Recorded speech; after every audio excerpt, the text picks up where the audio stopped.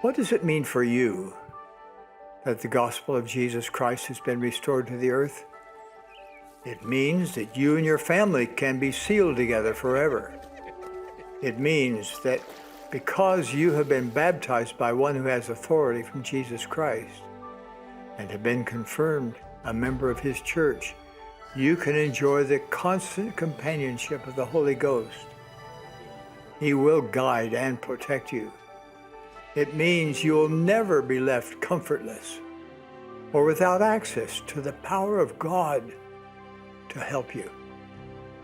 What an anchor to our souls are these truths, especially during these times when the tempest is raging.